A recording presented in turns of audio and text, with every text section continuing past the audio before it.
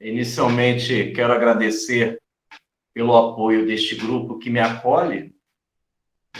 Nós precisamos e necessitamos desta cooperação. Ninguém desenvolve atividades, palestras, estudos, encontros de forma solitária.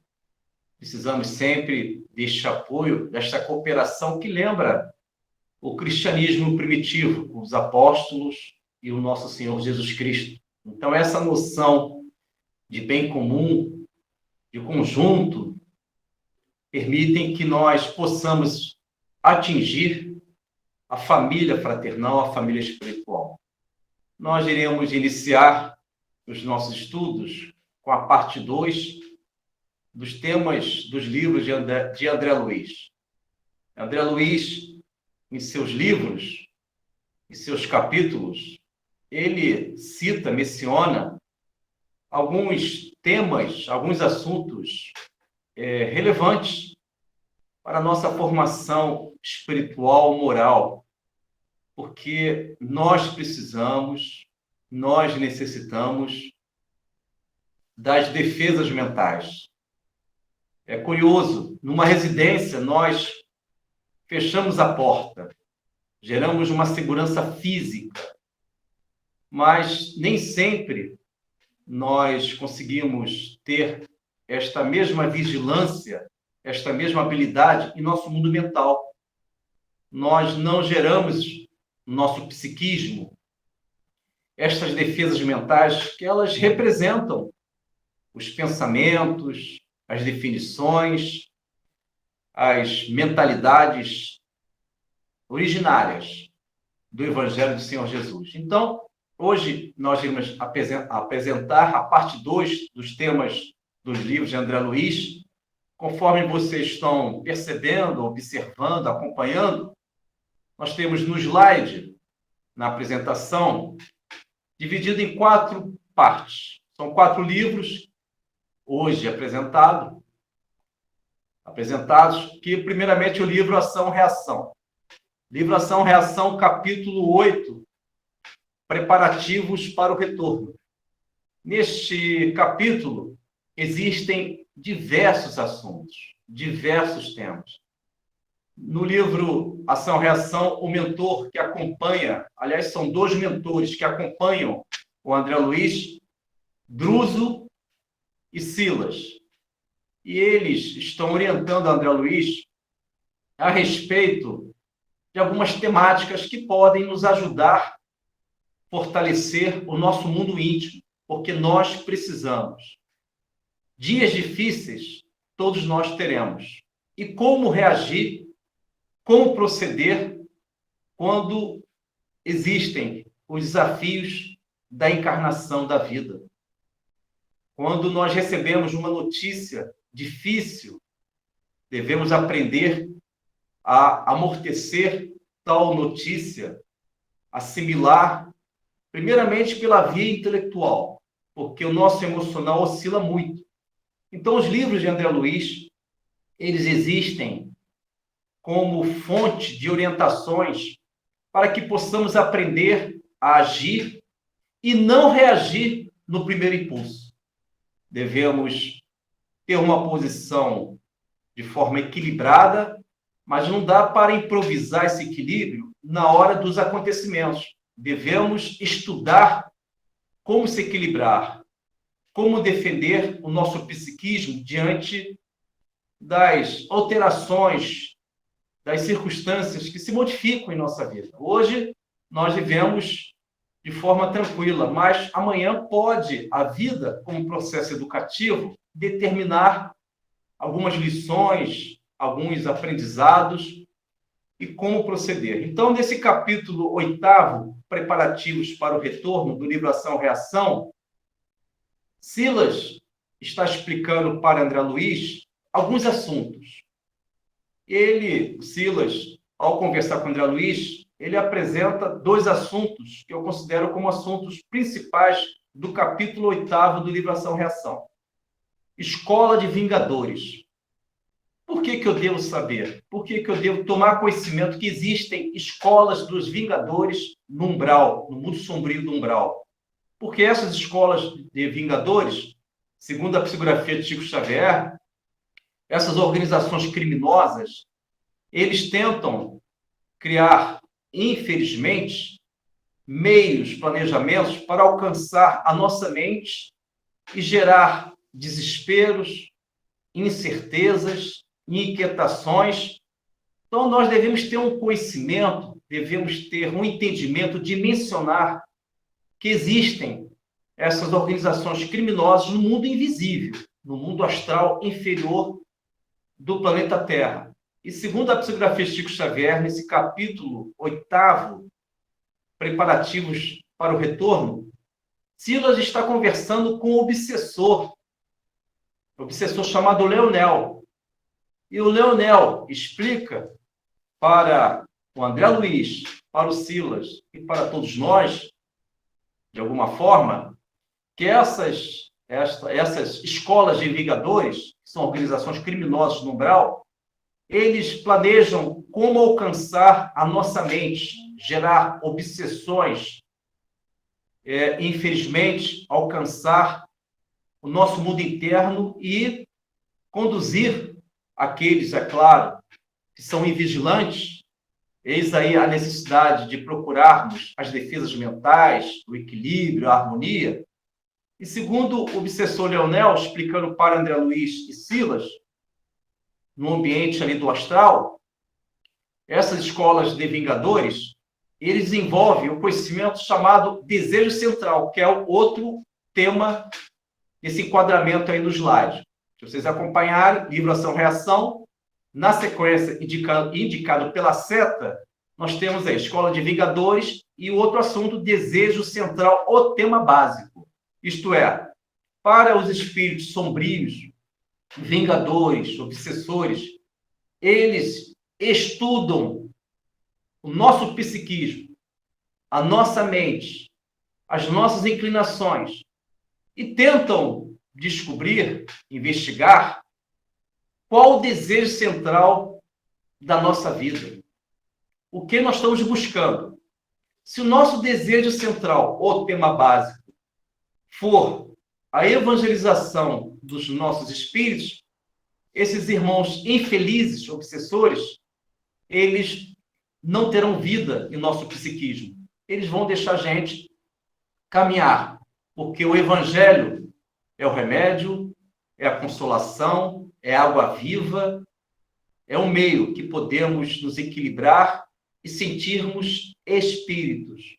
Mas se nosso desejo central é a sexualidade desequilibrada, é o alcoolismo excessivo, é a ambição de forma imensurável, é o egoísmo, o ciúme, o apego, o poder de controlar pessoas no sentido de prejudicá-las. Se o nosso desejo central são de valores inferiores, imperfeitos, infelizmente, meus amigos e minhas amigas, esses obsessores, esses espíritos sombrios, estas organizações criminosas do umbral, segundo o livro Ação e Reação do psicografia de Chico Xavier, eles vão conseguir, infelizmente, criar núcleos em nossa mente, vínculos perigosos, venenosos, e vão gerar em nós, primeiro, um desânimo, podem criar em nós uma certa inquietação, uma ansiedade excessiva, pode conduzir a gente, tudo permissão nossa. Nós autorizamos essas influências. Não existem vítimas inocentes na doutrina espírita. É uma doutrina de responsabilidade pessoal intransferível. Intransferível. Tanto é para que possamos fundamentar esse ensinamento profundo de André Luiz a respeito do desejo central, do tema básico, que são escolhas que nós fazemos e criamos elos, sintonias perigosas nesse mundo astral, porque é uma responsabilidade nossa, intransferível, porque nós não podemos transferir a culpa para um espírito infeliz. Não podemos, porque nós autorizamos por conduta, pensamento e atos. E para que possamos fundamentar na codificação de Allan Kardec, eu vou pedir para o Paulo ler, por gentileza, a questão 361 do Livro dos Espíritos, em que Allan Kardec pergunta qual a origem dos valores, qual a origem do bem e do mal, dos valores morais em nós. E a resposta, de forma resumida, o Paulo vai ler, para que possamos fixar como aprendizado, a origem dessas tendências ou dos valores é o espírito que está encarnado em nós. Isto é, a questão 361 nos oferece um fundamento em que esclarece e que a responsabilidade do sucesso da nossa vida ou do insucesso é de total responsabilidade individual, intransferível. Então, o Paulo, você pode ler a questão 361 do Livro dos Espíritos para que possamos fundamentar esse estudo do André Luiz. Pode ser, Paulo? O áudio está sem o áudio, Paulo.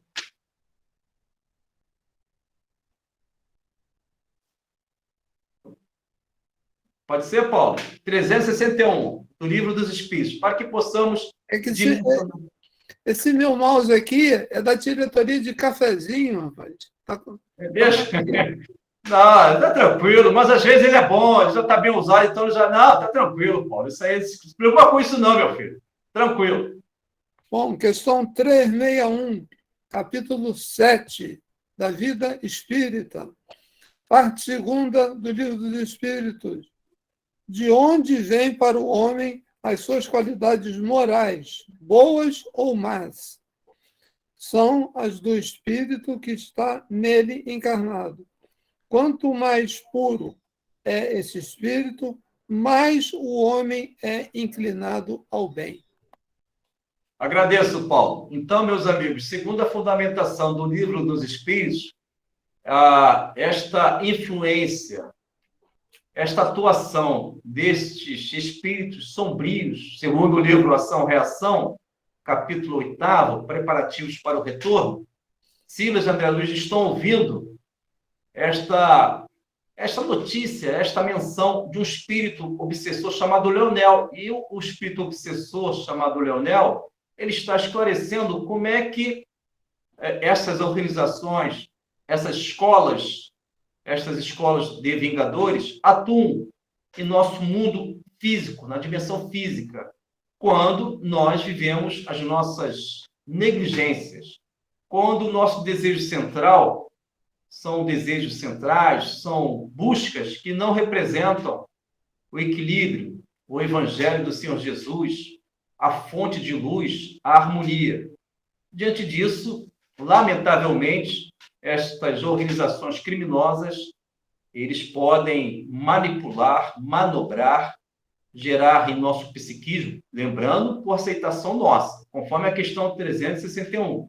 A origem do bem e do mal, todas elas fazem parte da nossa formação espiritual. Isto é, se temos uma qualidade, uma virtude, ela é originária do espírito que está encarnado. Isto é, da minha natureza espiritual, do meu eu. Então, é uma resposta individualizada. Sou eu que determino o meu destino. Então, não posso transferir o sucesso ou insucesso da minha vida para outro. Então, amigos, para a nossa formação espiritual, vamos procurar investigar, analisar qual o desejo central da nossa vida. O que nós estamos buscando na encarnação? Que tipo de caminho que nós estamos trilhando para que possamos alcançar esta evolução com o toque do Cristo?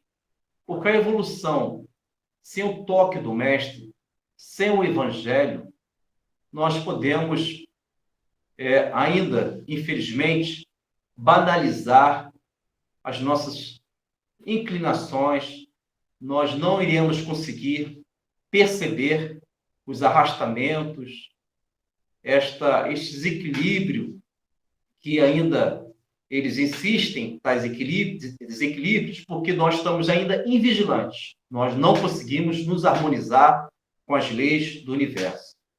Então, agora, irmãos, pois não? Pode fazer uma pergunta? À vontade, claro. Você que é um homem do direito, das leis, né? Como é que você vê a questão de que as pessoas confundem muito, né? Vingança e justiça. Assim, tendo a nossa doutrina espírita como base para que possamos apresentar aí um possível esclarecimento, salvo um melhor entendimento, segundo a doutrina espírita e o nosso mestre Jesus, a vingança, tu falou vingança e também tu falou, Paulo? Justiça. Qual a diferença? É isso aí. A vingança é um ato individualizado, sem preocupação deste ato, deste comportamento, se ajustarem à justiça divina. O ato de vingança representa uma limitação de percepção da vida. Estou limitado com o meu eu imaturo, com a minha forma infantilizada na vingança, a proceder sem a preocupação de me ajustar às leis divinas. Em relação à vingança, quem estuda a doutrina espírita, quem se aprofunda nas obras de Allan Kardec, na codificação, na série André Luiz, nos romances de Emmanuel, nas obras da Ivone Amaral Pereira, Manuel Filomeno de Miranda, vão perceber que aquele que se sente vítima e está agindo na vingança, ele certamente desconhece ou não tem interesse em conhecer que tudo tem uma razão de ser.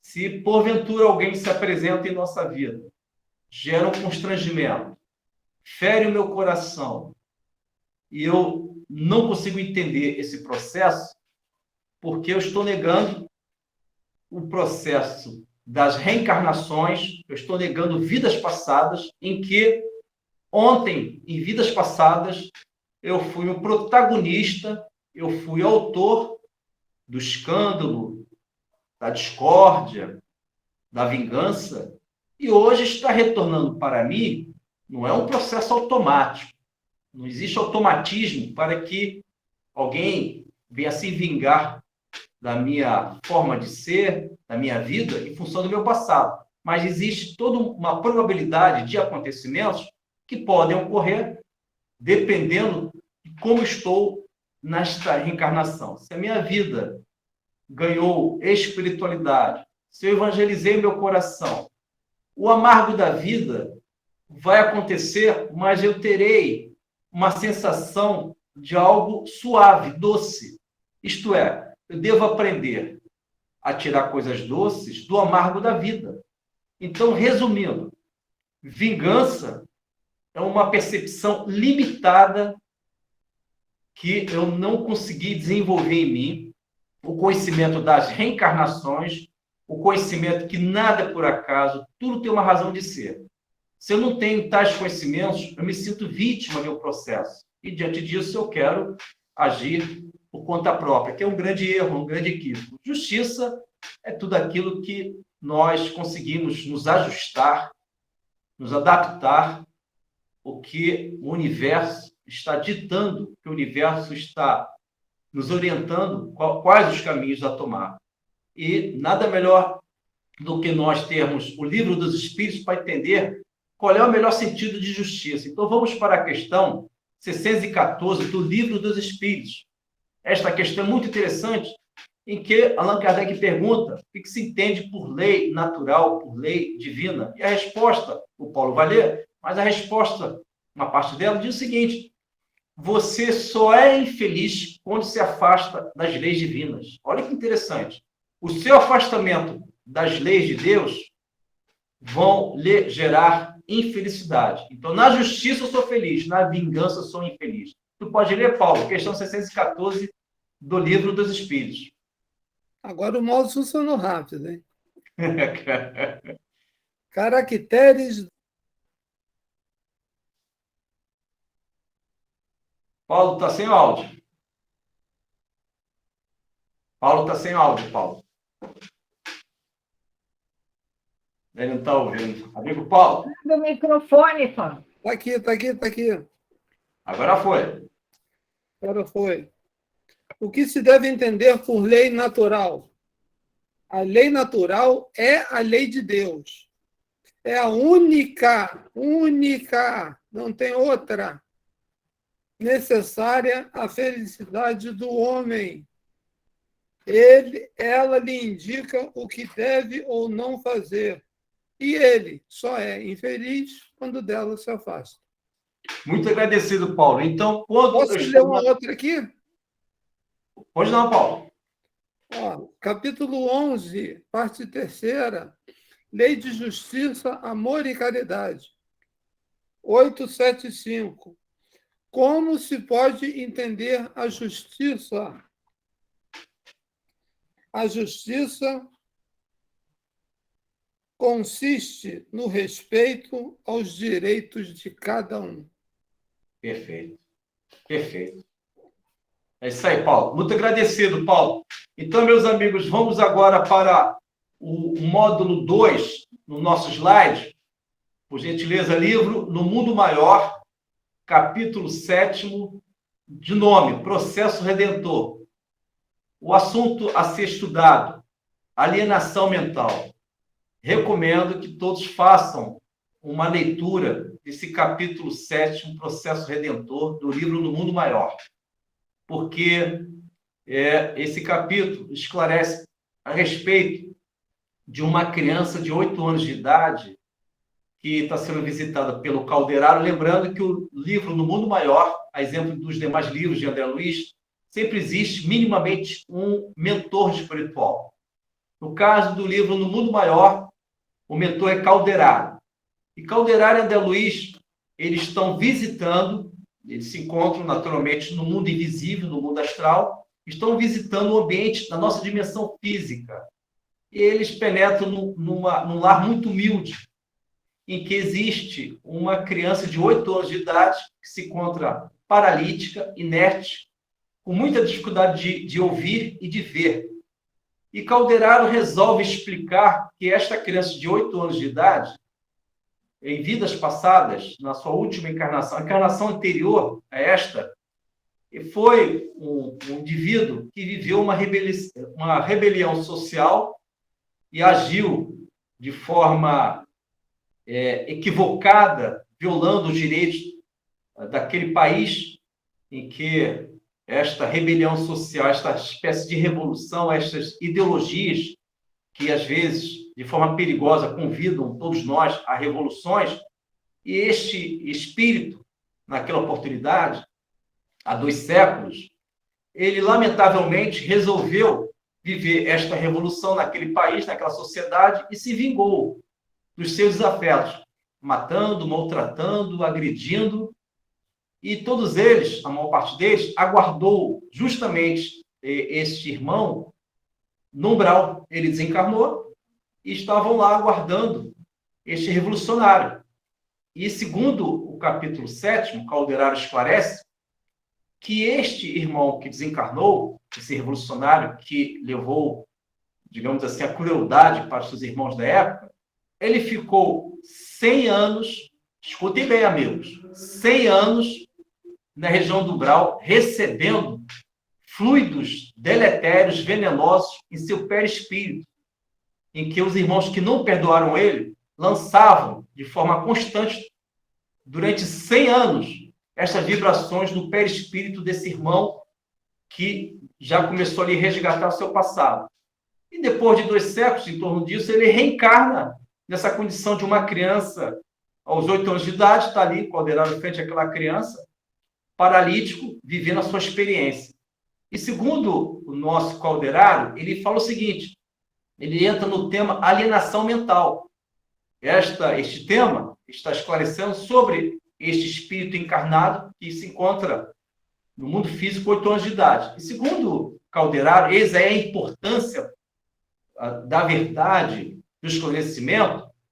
A alienação mental, segundo Calderaro, é todo afastamento da realidade.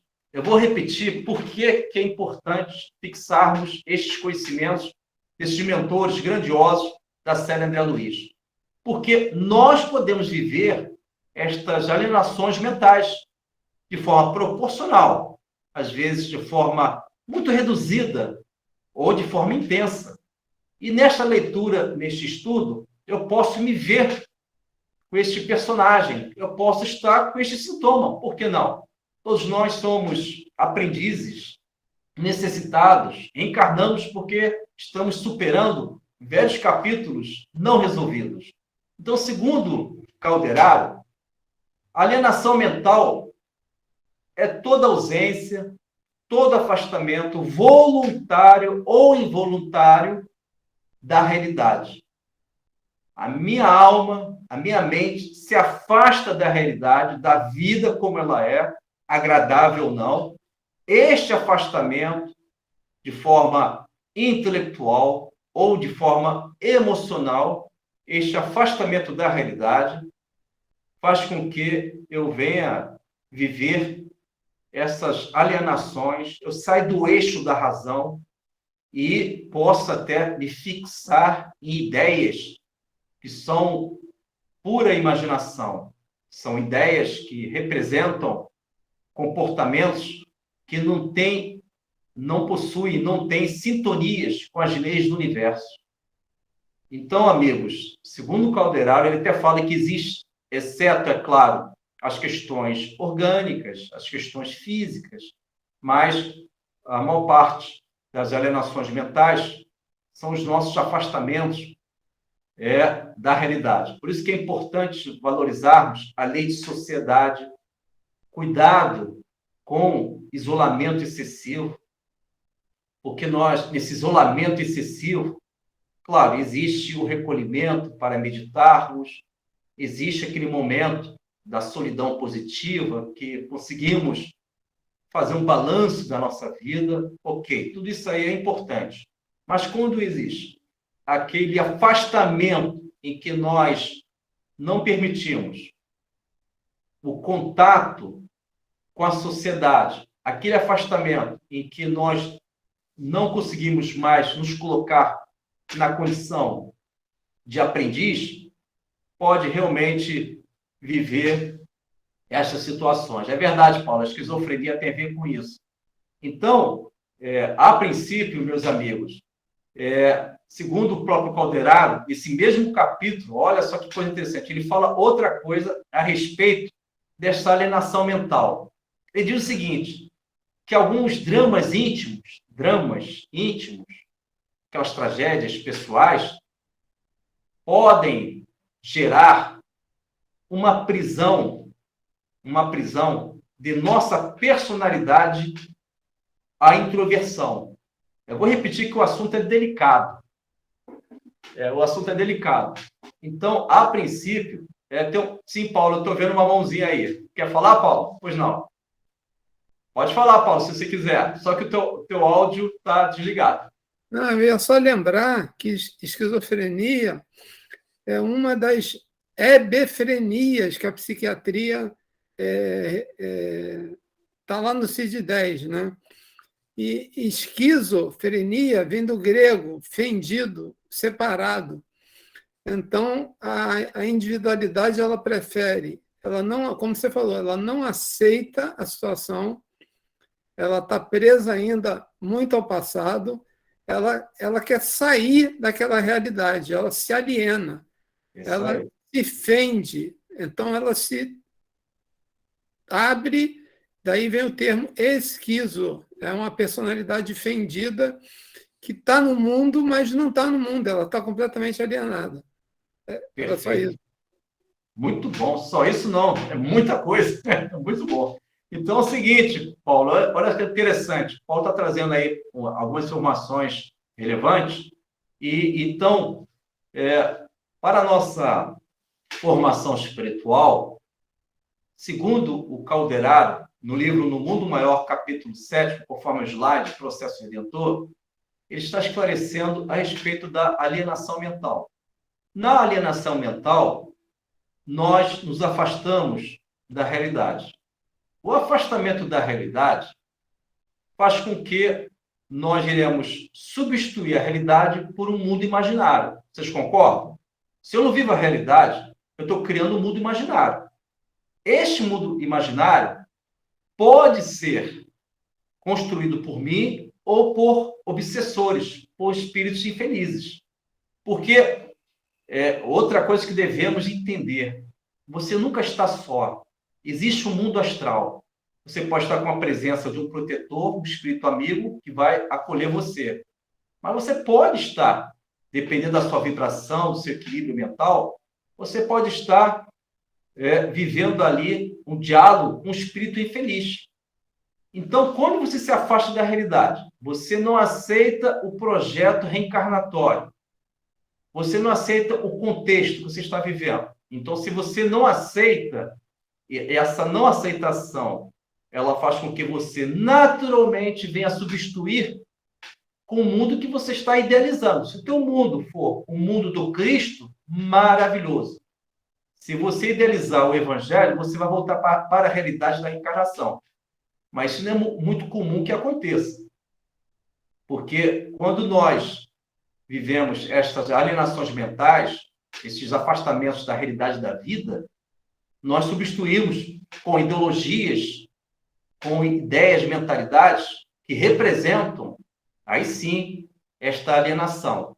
E segundo Calderaro, quando você vive esta alienação, você pode estar prisioneiro, a sua personalidade pode estar prisioneira de um drama íntimo, prisioneira de uma introversão. Você se fechou, você não quer falar com ninguém, você não quer mais ouvir um aconselhamento, você não quer mais viver aquelas reflexões que enriquecem o nosso mundo interior. Você vive uma introversão intensa. E essa introversão, ela, naquele contexto que você está vivendo, você imagina que você está só, você está distante de todos. Agora estou no meu mundo próprio. Você não está distante de todos, porque existe um mundo astral, existe um mundo espiritual acontecendo ali. E pode se apresentar os irmãos infelizes, suas vítimas, obsessores.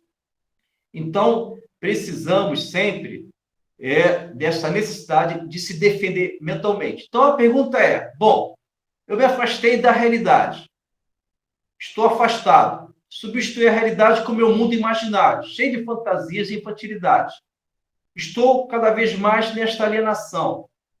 Imagino que estou só, na realidade estou acompanhado com espíritos infelizes, invisíveis aos meus olhos, obsessores.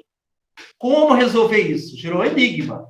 E aí vamos recorrer a uma questão 464, 464, que eu vou pedir para o Paulo ler. Esta questão, meus amigos, é uma defesa mental. Vou repetir. Esta questão, com a sua resposta do Livro dos Espíritos, 464, é uma defesa mental. Por quê? Que na sua resposta diz que quando pergunta Allan Kardec sobre a sugestão de um espírito bom ou não, uma sugestão do mal ou uma sugestão do bem que se apresentam em nosso psiquismo. Como resolver? E a resposta diz: estudai o caso. Compete-vos discernir. Precisamos discernir, estudar a nossa vida. Nós não estudamos a nossa vida. Nós não percebemos que podemos viver aí algumas alienações mentais. Então, vamos buscar agora o fundamento do Livro dos Espíritos para poder evitar a alienação mental, para poder evitar essa situação de prisioneiro que eu posso me tornar de mim mesmo, diante de uma introversão perigosa, de um desequilíbrio. Então, a questão 464 vai nos defender quando ela é bem estudada, quando ela é bem meditada ao longo da vida. Pode ler, Paulo, por gentileza? Já está na agulha. Agradeço. Capítulo 9, parte 2ª, intervenção dos espíritos no mundo corpóreo. Como distinguir se um pensamento sugerido vem de um bom ou de um mau espírito? examinai bem o assunto. Os bons espíritos aconselham apenas o bem. Cabe-lhes distinguir. Agradeço, Paulo. Vocês perceberam, amigos e amigas, que a questão 464 é uma questão de defesa mental? Repito, por que nós estudamos a doutrina espírita? Por que nós estudamos o cristianismo primitivo ou qualquer conteúdo de espiritualidade profunda de luz? Por que nós estudamos tudo isso? Para as nossas defesas mentais. Defender primeiramente de mim mesmo.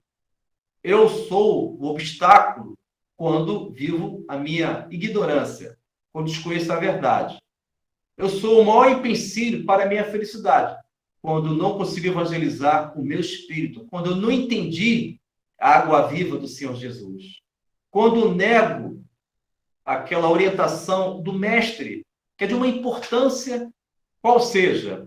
Jesus fala, quem quiser seguir os meus passos, negue a si mesmo, tome sua cruz e siga-me. É o poder de negar a si mesmo. Mas como assim vou negar a mim mesmo? Sim, se porventura se apresenta uma característica, uma faceta em mim nada agradável, uma faceta em que representa mais uma violação às leis divinas do que uma harmonização. Então, diante disso, eu preciso o quê? Eu preciso negar esta característica em mim. Então, Jesus lembrou, negue a si mesmo, negue este arrastamento, negue esta inclinação, negue esse comportamento que vai gerar em você perturbação mental. Você vai considerar o lodo como algo habitável, porque você está vivendo as suas alienações mentais. E o lodo, o pântano, ele não é o local, não são locais habitáveis em nossa vida, não são locais acessíveis. Existem para que eu possa, ao longo da vida, esse pântano em mim, ser removido. Mas pouco a pouco, é um processo educativo. Realmente, Paulo, a questão 645 traz aí o arrastamento. Allan Kardec pergunta a respeito se o mal, as paixões criam vícios tão difíceis que passam a ser um arrastamento quase irresistível. E a resposta ela é muito interessante. Diz o seguinte, arrastamento sim, irresistível não. Isto é, quando se apresenta em mim a irritabilidade, a impaciência, eu tenho desejo de controlar pessoas, sou ciumento, vive os meus apegos. Estas características são arrastamentos, mas, segundo a questão 645, todas elas são resistíveis. Isto é, eu posso resistir. É interessante isso. Vocês percebem o conteúdo inteligente da 645 do Livro dos Espíritos? Quando Allan Kardec, na 645, ele diz, faz a pergunta e o mundo superior responde, dizendo o seguinte, arrastamento sim, irresistível não. Quer dizer o seguinte, que primeiro a tua reação tem que ser pela via intelectual, para você resistir. Se for pela emocional, é muito difícil conseguirmos resistir estes arrastamentos, porque o nosso emocional, ele requer tempo e espaço para aprimoramento. A via intelectual, não. A via intelectual, na hora você sabe muito bem que é um equívoco agir daquela forma, ou um acerto.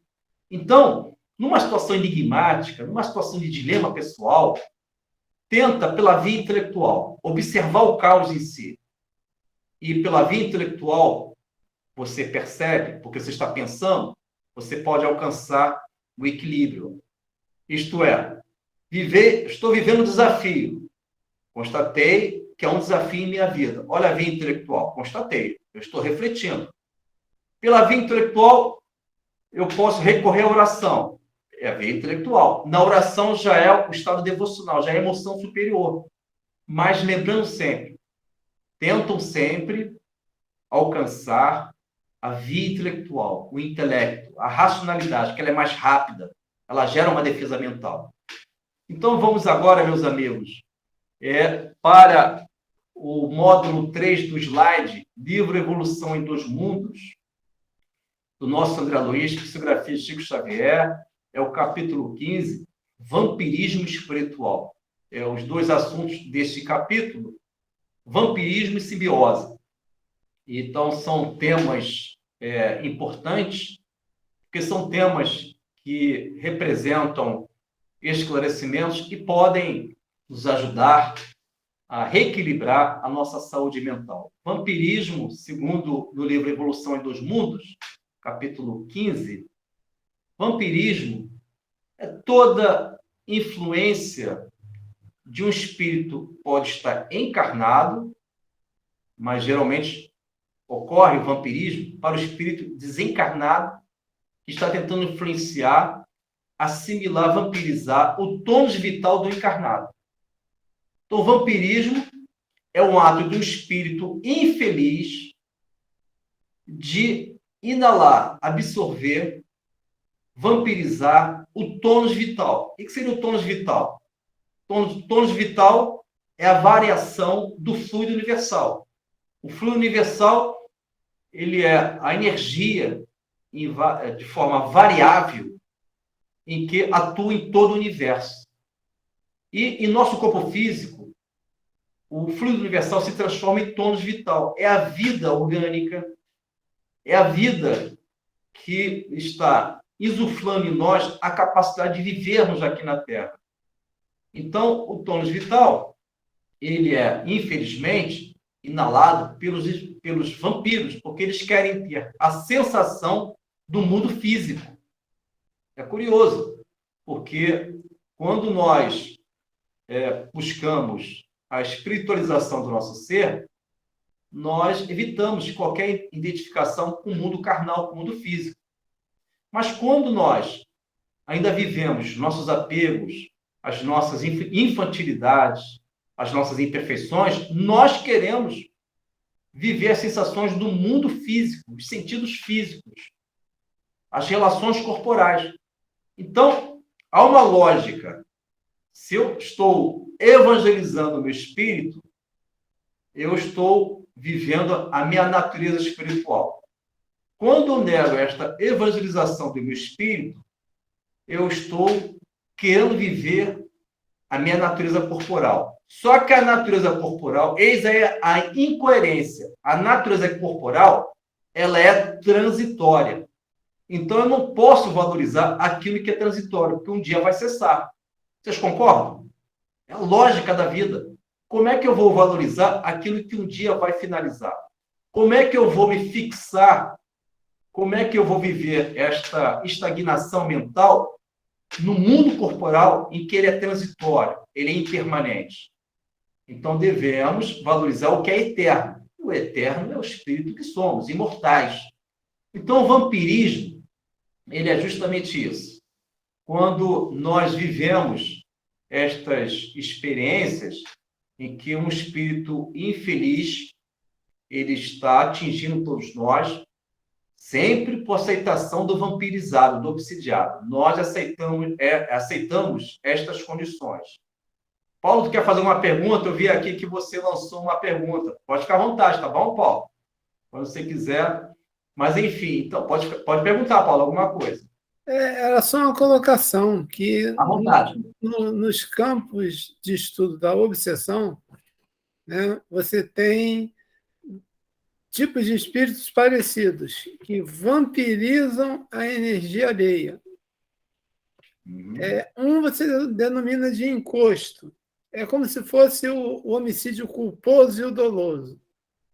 Ele faz aquilo, mas ele não tem consciência total que ele está prejudicando o outro. E quando ele passa a ter essa consciência, ele para de falar. É o chamado encosto.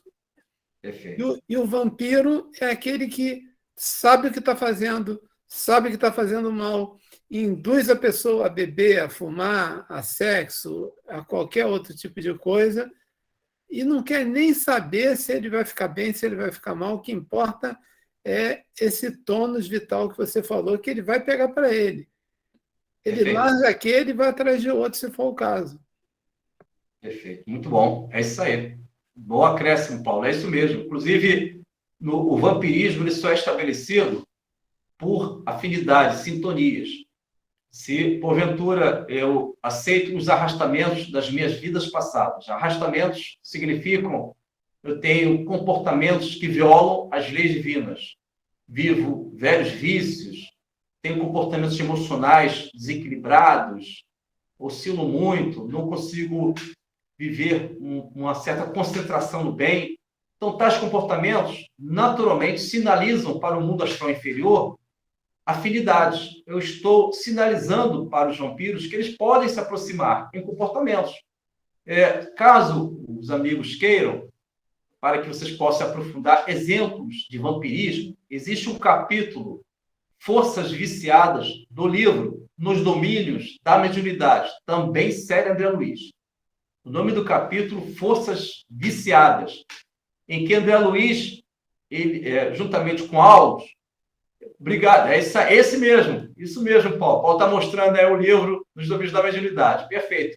O capítulo é Forças Viciadas, em que Aulos e nosso André Luiz, eles penetram num bar, e naquele bar existem diversos espíritos no mundo astral inferior daquele ambiente, chamado vampiros, que estão aguardando os irmãos encarnados, que vão se viciar no álcool e no cigarro, no tabagismo.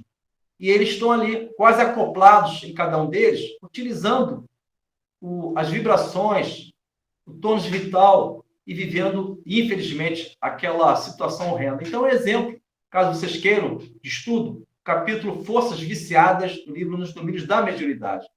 E a simbiose, seguindo aí o livro Evolução dos Mundos, a simbiose é uma associação de ideias. Quando o espírito ele se associa em ideias, mentalidades, conceitos, com os irmãos infelizes, existe ali uma total sintonia. Os pensamentos eles estão praticamente entrelaçados. O espírito infeliz, o obsessor, ele está influenciando o obsidiado, e o obsidiado aceita aquela simbiose, aquela associação, como se ele imaginasse o seguinte: esse pensamento é meu. Não. O pensamento, às vezes, ele é originário do espírito infeliz, do espírito obsessor. Por isso que a oração... Por que a oração é importante na nossa vida? A oração, ela desfaz esse circuito mental entre o obsidiado e o obsessor. Porque entre o obsidiado e o obsessor existe uma ponte chamada simbiose, esta associação de ideias e vibrações. Quando você ora, quando você procura disciplinar a sua vida com a reforma íntima, evangelizando o seu coração, permitindo que o Mestre Jesus visite o seu mundo interno com uma força inteligente, uma força luminosa, você dilui, você consegue quebrar este circuito mental fechado entre o obsessor e o obsidiado. A oração ela é fundamental, porque ela leva o seu psiquismo, segundo o Calderaro, também no livro No Mundo Maior, ele diz a casa mental. Vocês devem lembrar desse capítulo, muito conhecido. A casa mental do livro No Mundo Maior, que diz o seguinte, que a nossa mente ela tem as suas divisões. Existe a casa mental na parte do porão, o pavimento principal e o telhado, que é onde, justamente no telhado, simboliza a nossa angelitude. O pavimento principal é o aqui e agora, é a encarnação presente. E o porão são vidas passadas. Calderaro diz o seguinte: devemos desenvolver a nossa transformação no tempo presente. Isto é, nesta casa simbólica, no pavimento principal. Porque no tempo presente, que você consegue frear o passado, o porão, vidas passadas, você faz um filtro. Isso pode acontecer. Essa característica ela é do bem. Ela está em sintonia com Cristo. Você vai filtrar de novo, você vai discernir, está estudando a vida. Aí você vai dizer, não, isso não pode acontecer. Esse alcoolismo que, infelizmente, eu estabeleci no passado, em encarnações passadas, não pode ocorrer de novo esse alcoolismo. Aí você fala, não. Se você consegue discernir, estudar a sua vida, você estabelece um tempo presente, a realidade espiritual. Você evita das chamadas alienações que estudamos ainda há pouco. Você evita esta alienação de imaginar um mundo paralelo à realidade da vida que você tem que viver. Você não pode criar uma vida paralela. Você não pode viver um personagem. Nós devemos viver a personalidade em Cristo e não o personagem do mundo passado com seus equívocos. Então, a simbiose são associações de ideias, vibrações que eu devo diluir, desfazer desta prisão que eu criei perigosamente com ideias de irmãos, com ideias de outros irmãos infelizes, que estão invisíveis aos meus olhos. E para finalizar, nós temos o livro Libertação, é um livro muito interessante, recomendável para que todos possam ler, acompanhar. Nós temos aí o capítulo 6, em que temos novidades, observações e novidades. O nome do capítulo. Capítulo 6, observações e novidades, em que existem dois temas importantíssimos. Lembrando que o livro Libertação, amigos e minhas amigas, o mentor que acompanha André Luiz é o Rúbio. E eles estão numa região do umbral. Essa região do umbral é chamada Numa Cidade Estranha. E nesse capítulo 6, André Luiz está conversando com o Rúbio e André Luiz observa umas bolas escuras vinculadas, coladas no perispírito dos irmãos que habitam nessa cidade estranha, lá no umbral, na região umbralina. E André Luiz pergunta para o Rúbio o que significa aquelas bolas, aquelas imagens pequenas, escuras, fixadas no perispírito dos irmãos que estavam andando naquele ambiente ali. E o Rúbio explica que são irmãos que, lamentavelmente, estão vivendo a segunda morte. Essa segunda morte é no sentido desagradável, negativo, porque existe a segunda morte em que o espírito ele desativa o corpo espiritual dele, o corpo astral, e avança no corpo mais avançado. O que eu estou falando da segunda morte é quando o espírito ele torna-se ovoide, ele perde a sua forma perispiritual humana e ganha a forma de ovo. Por isso que é ovoide. E segundo Gúbio, essa segunda morte, ela só é superada quando o espírito torna-se um ovoide, quando ele perde a sua forma humana espiritual, só existe uma possibilidade de curar, de refazer a forma física, a forma humana, reencarnando. Porque uma vez que os espíritos que hipnotizaram esses irmãos lá no umbral, na região do umbral, uma região sombria, uma região inferior, esses espíritos que, lamentavelmente, viveram fixações mentais no ódio, fixações mentais na vingança e outras características negativas, a mente deles se fixaram desses valores de teores baixos, digamos assim. E ao se fixarem essas mentes em características negativas, sejam elas de vingança, de crueldade, de egoísmo, atitudes criminosas em reiteradas vidas, infelizmente, vão ganhando a forma de ovoides.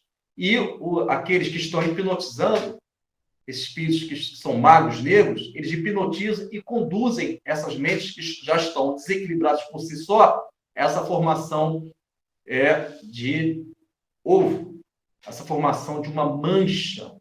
E parecem, e o próprio Rúbio explica, que se assemelham a amebas mentais, uma espécie de parasitas que são acoplados no perispíritos dos irmãos encarnados para obsessões complexas. Lembrando que essas obsessões em que são fixados esses ovoides, essas amebas mentais, que são as mesmas coisas, que são uma espécie de parasitas espirituais, existe ali um espírito que está na fixação mental do ódio, eles fixam no perispírito de cada vítima.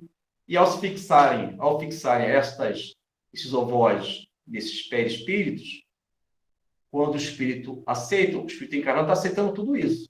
Não existe inocente no universo. Aí pode realmente viver obsessões complexas. E a segunda morte, no sentido elevado, segundo o Rúbio, é uma outra segunda morte, é quando, já até antecipei um pouco, é quando o espírito ele já tornou-se redimido, ele não vive mais, digamos assim, as necessidades reencarnatórias, ele não precisa mais reencarnar, e ele desativa naturalmente o corpo astral. E ele avança no corpo superior. O perispírito dele ganha um outro corpo.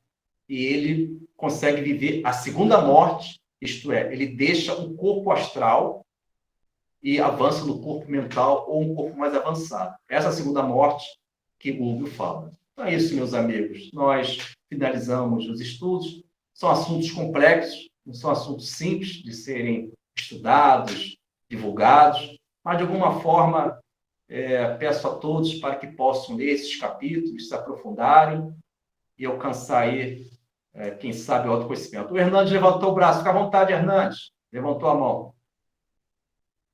Pode falar, Hernandes. Fica à vontade. Não, deixa você terminar. Eu não quero interromper. Hernandes, já terminei. Fica à vontade, amigo. Bom, então vocês me permitem, eu vou tomar um tempinho. Eu anotei as coisas, eu não queria interromper durante a falação de vocês aí. Cumprimentá-lo e agradecer pela forma que você apresentou assuntos aparentemente simples. Eu faço um grupo de estudos que pego a partir de Urântia, universo, etc. Muito bem. Só que lá nós cuidamos de coisas tão elevadas, mas nos esquecemos do dia a dia. Isso que você falou aí é a nossa vida diária. Então, eu anotei aqui algumas coisas a saber. Vejamos aqui. Epa, estou enrolado aqui. A vingança. A vingança é fato muito corriqueiro dos trabalhos de obsessão e trandesobsessão. Nós não podemos fazer regressão de memória, que isso é coisa lá do psicólogo, mas podemos fazer uma sondagem do inconsciente, é uma das maneiras objetivas e que nós podemos chegar a um diálogo com o espírito da vingança. Segundo, alienação mental. Isso é fato corriqueiro a gente encontrar até em nós mesmos. Por quê? Isto é fuga da realidade. A gente não aceita a realidade, isso está ruim, está difícil, então a gente dá um apoio para nós mesmos, fugindo desta realidade. Vamos ver outra coisa interessante que você falou aí. Nesses estudos, então, que eu insisto em dizer, nós estudamos coisas elevadíssimas e nos consideramos num patamar muito extraordinário. Entretanto, o que você abordou aí está dentro de nós para que nós possamos fazer revisões, como nesse momento eu estou fazendo aqui em mim, agradecendo a vocês aí por essa oportunidade. Nós não estamos muito além do que apontamos aos outros, ao próprio espírito obsessor, nós não estamos muito melhor do que ele, não. Uhum. E mais uma coisinha aqui. Com relação aos ovoides, a gente pode fazer um pouco mais pelos ovoides. Podemos fazer uma plasmagem nele, procuramos dar um pequeno despertar consciencial nele, para que ele seja enviado a um hospital lá cósmico e fazer um bom tratamento. Então, nós podemos fazer um bocadinho mais com ele lá. Eu tenho mais coisa para dizer aqui, mas como estou me alongando muito, eu vou agradecer pela oportunidade e foram essas observações que pude fazer. A gente fala muito rápido, devido ao tempo, mas essa é a contribuição que posso oferecer e muito obrigado. Agradeço. Muito agradecido, Hernandes. Vamos finalizar, né, Paulo? Agora vamos finalizar. Escolhe aí um número de 1 a 6 para ganhar um livro. De 1 a 6? 3. 3. É o Hélio. Hélio, passa aí teu telefone depois para mim, tá? Você ganhou um livro. Vou te mandar a relação para você escolher um. E agora, Carmélio, finaliza com uma prece aí, esse trabalho tão fantástico que você trouxe até a gente. Muito obrigado mais uma vez. E muito obrigado a você aí, Paulo, e a Carmela, e toda essa equipe maravilhosa aí que participou com a gente aí, esses ouvintes, tá? E aqueles que eu não conheço, foi um prazer ouvir, e esse último aí que o Fernando falou, muito bom também as suas colocações. Muito obrigado por tudo aí. E obrigado pelo livro, hein? Valeu, Zida, valeu, gente. Obrigado. Então, vamos fazer a nossa oração final. a hora já avançou, agradecendo ao Senhor Jesus, que possamos fechar os nossos olhos, mas lançar os nossos corações ao infinito de Deus, agradecendo o nosso Messias, o nosso Mestre amado Jesus, por este encontro de estudos, por este encontro de espiritualidade, e que possamos, Mestre amado, o herói da cruz, entendermos a tua água viva, porque nós temos sede, Mestre. Que o Senhor possa tocar em nós para que brilhe a nossa luz. Que possamos ter a coragem, mesmo que os nossos pés estejam sangrando, caminharmos para a tua porta estreita. E que possamos observar com alegria cristã os teus lírios do campo e as tuas aves do céu. E que possamos ter um sabor do sal da terra, para que a nossa vida seja alegria, que a nossa vida seja um reflexo da sua luminosidade. Fica sempre conosco, Mestre. Graças a Deus.